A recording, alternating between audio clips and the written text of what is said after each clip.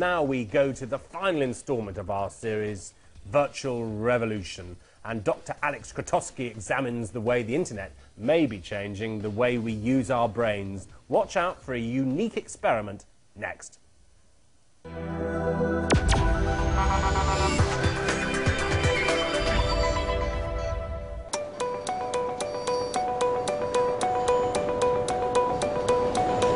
It's been 20 years since the World Wide Web was created, and every aspect of our lives has been touched by this digital revolution.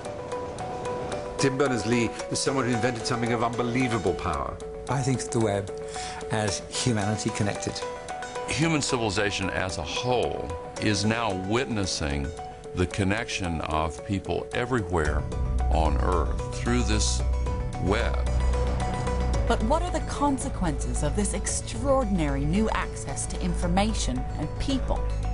Caught up in the instant connections of the web, few of us pause to wonder what it's doing to us. What is the effect on our relationships? Is the web even changing how we think?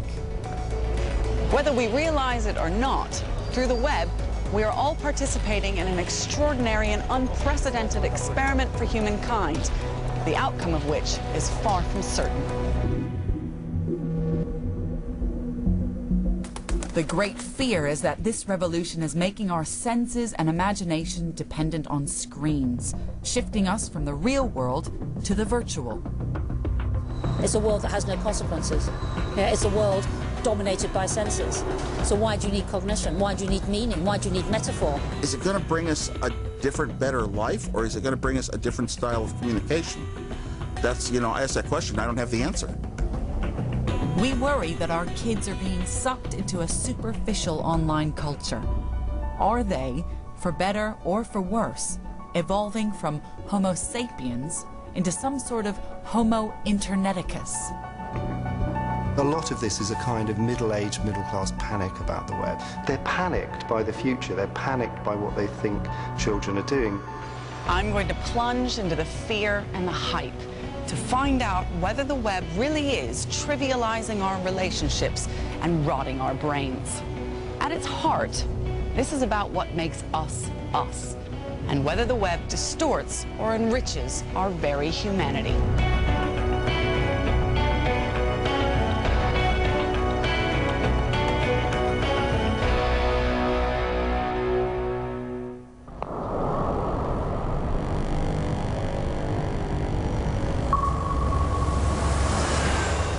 If we are to see the web's revolutionary effects on human beings, then we should find them here. This is the most wired nation on Earth, South Korea.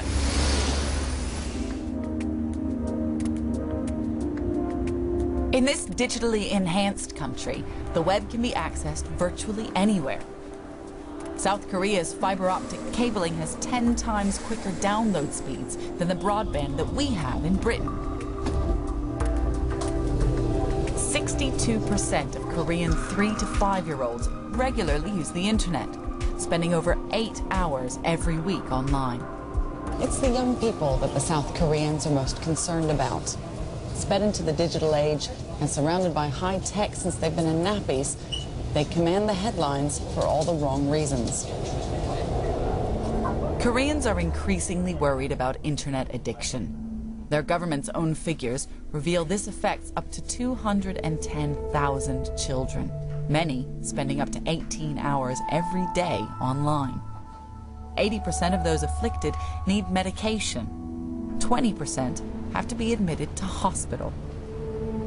I'm going to meet Mr. Ko, the government's key advisor on what's become a growing problem. What are the symptoms of internet addiction? If they don't use the internet, they feel anxious and unstable. They don't feel satisfied. Their friends don't talk to them anymore. And a lot of friction builds up with the relationship with their parents. And those are the consequences of too much internet use. In Korea, there were cases of people using the internet for 18 hours a day. Korea may seem to be an extreme case, but it does show that the web's effect on our psychology can't be dismissed. And it offers us a glimpse of what might be our future. The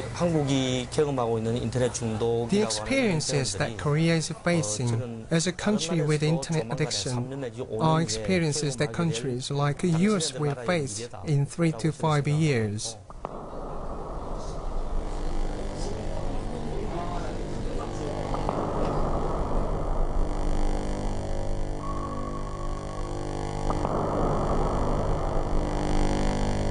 The fear for coming generations extends well beyond South Korea.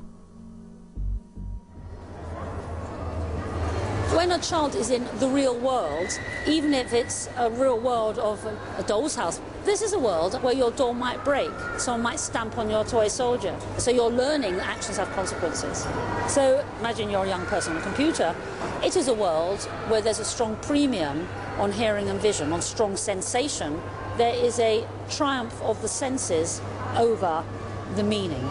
If you give a human brain an environment where actions don't have consequences, if you give that brain an environment that is just literal, where there is no significance, might it not be the case that that brain stays in an infantilized state? And when I talk to parents and people individually, I've yet to meet someone who's disagreed with me. Everyone seems to feel a kind of uneasy fear and a poorly articulated worry that they can't really put into words, but nonetheless they feel there's something that needs to be done.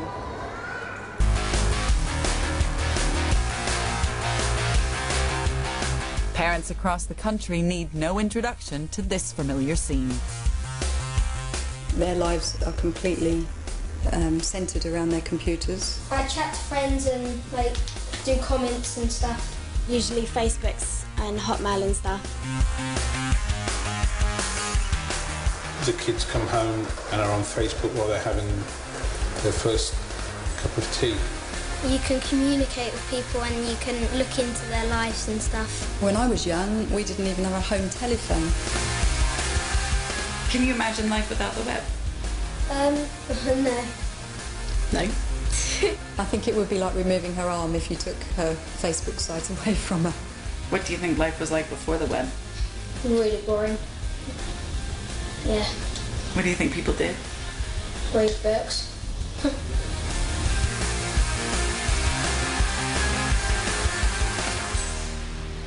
By the time Generation Web reach adulthood, they'll have spent 10,000 hours online, and a huge proportion of those will have been spent on online social networks. According to Facebook, 350 million people worldwide have Facebook accounts. If it were a country, it would be the third largest, behind China and India. It's so pervasive that Facebook has become the main target of parents' angst. People my age, mid-40s and up, are wringing their hands right over what kids are doing, teens are doing on Facebook.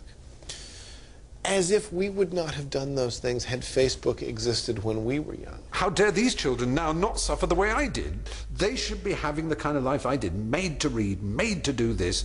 They should not have this freedom, this access. Or if they do, while I can approve of it, I ought to suggest that it's dangerous, that it's going to go wrong.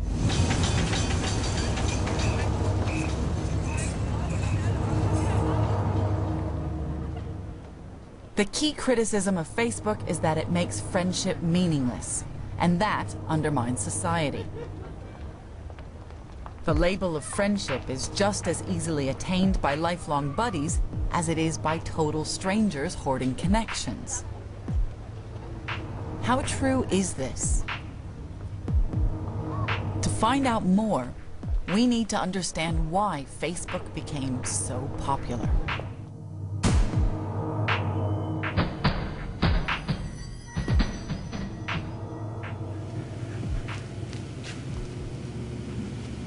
On the 24th of May, 2007, just 10 days after his 23rd birthday, Mark Zuckerberg shuffled into this hall and explained the secret of Facebook's triumphant success. Today, together, we're going to start a movement. At Facebook, we're pushing to make the world a more open place. And we do this by Zuckerberg's aim was that Facebook would become the destination to connect to friends and share information, text, photos, or social events. All that you need to do is sign up, create a profile, find your mates, and have them agree to become your Facebook friend. In this way, each Facebook member carves out their own group of friends, all within the larger network.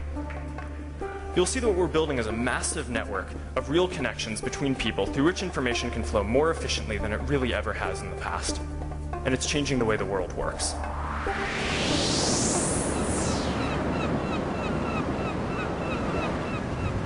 But to change the way the world works, or putting it a bit more cynically, to build up marketing potential, Facebook needs to attract a huge number of users.